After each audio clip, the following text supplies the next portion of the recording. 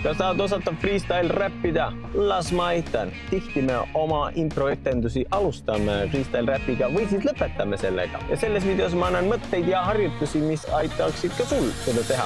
Kõigepealt mõtlemisest. Kui freestyle räpid, siis me ei mõtle ridu ette välja, aga me mõtleme hetkes viimaseid sõnu küll välja. Näiteks sa tahad, et su rea viimane sõna oleks puu ja siis sa hakkad moodustama lauset nii, et see juhtuks. Nagu näiteks, minu maja taga kasvab üks kole puu. On oluline, et sa paneksid tähele ka sõnarõhkusid. Eesti keeles on üldjuhul sõnarõhud paaritutel silpidel nagu 1, 3, 5. Välismaistel sõnadel võib olla vastupidi, rõhk on hoopis teisel silbil. Eestikeelne sõna, kartul on kartul. Ja kui ma tahan seda riimida, siis ütlen Tartu. Aga kui ma võtan sellise sõna nagu Pariis, siis see rõhk on mitte paal, vaid hoopis viimasel silbil riis. Sa võid öelda riis Pariis. Ja on 2 võimalust, kuidas läheneda riimimisele. Esimese kohta ütleme meie ellujäämisriim, mis tähendab seda, et sa teed oma esimese rea ära ja sellel ajal, kui sa seda teed või lõpetasid selle, sa mõtled kiiresti, mis riimub selle viimase sõnaga, et teha järgmine rida. Näiteks kui reaks ongi minu maja taga kasvab hästi kole puu, siis ma kiirelt mõtlen, mis riimub sõnaga puu, näiteks luu ja siis ma teen oma lause nii, et sõna luu jääks teise rea lõppu, nagu näiteks see puu kukkus maha ja murtis minu luu. Teine võimalus, kuidas mõelda riimimisel on tagurpidi. Sa mõtled hoopis, millega sinu teine rida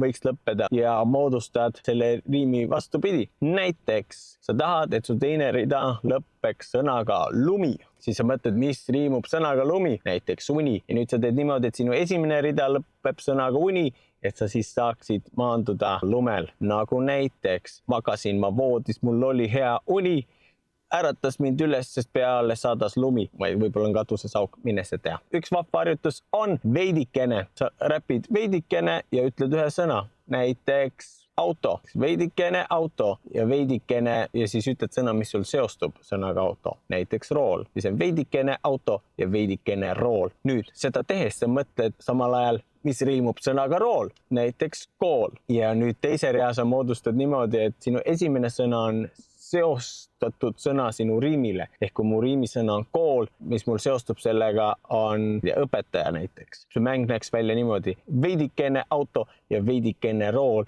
veidikene õpetaja, veidikene kool. Ja siis see jätkub. Sa kordad oma viimast sõna ja teed sama protsessi uuesti. Ehk siis kui mu viimane sõna oli kool, siis ma lähen veidikene kool ja veidi õppeaine, veidikene reputatsioon, veidikene maine. Teine võimalus, kuidas riimida või harjutada, selle nimi on hea räpp. Selleks on vaja sõpra appi ja see käib niimoodi, et on väike vahva ühine laul, milleks on hea räpp, hea räpp, hea räpp, hea räpp.